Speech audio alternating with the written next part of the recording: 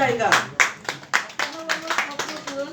যে আমি এইখানে এখানে কিন্তু প্রথমে কিন্তু টাকা দিতে চাই না, কিন্তু টাকা দিচ্ছি হলো এই কারণে যেটা যখন আমি আমার এক হাফেজের কাছে শুনলাম যে এটা হচ্ছে সুদমুক্ত হালাল এবং এটা হলো হালাল।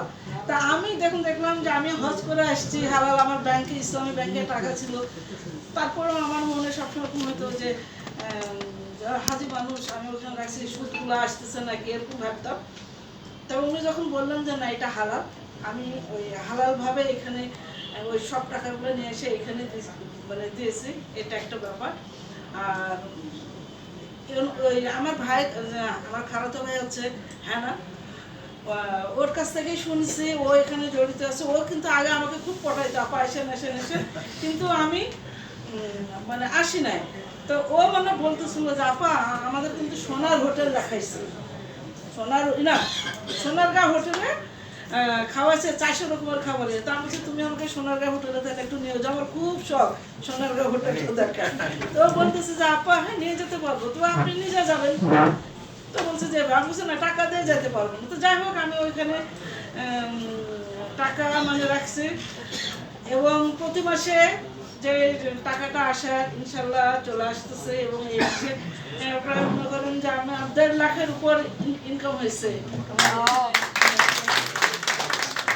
আর যে কিছু স্বপ্ন আছে, কিছু মানে সামাজিক দায়িত্ব আছে কিংবা পারিবারিক দায়িত্ব আছে, এটা পালন করতে পারি। আর একটা স্বপ্ন যেটা আছে সেটা খুবই ভালো, সেটা হচ্ছে কি যে এখানে বিনিয়োগ করার মাধ্যমে আমি ঘুরতে পারছি। আমি নেপালে গেছি, আমি প্রথমে বলে যে আমি একজন শিক্ষা অফিসার ছিলাম, কিন্তু আমি তো ওখান থেকে কোথাও ঘুরতে যেতে পারি না এবং কোথাও বেড়াইতে গেলে সেখানে আমাকে টাকা দিয়ে যাইতে হতো, তাই না? আমি নেপাল গেলাম, তারপরে কক্সবাজার থেকে ঘুরে আসছি। দেখেন আমরা যদি ব্যাংকে টাকা রেখে কি ব্যাংক কি কখনো আমাদেরকে ঘুরাইতে নিয়ে গেছে? নিয়ে যায় না, কিন্তু এখান থেকে আমরা ঘুরতে গেছি, এটা একটা ভালো একটা অনুভূতি।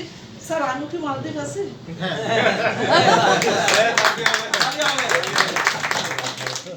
এইটা হলো অনুভূতি এবং খুবই ভালো একটা আমার একটা আস্থার জায়গা।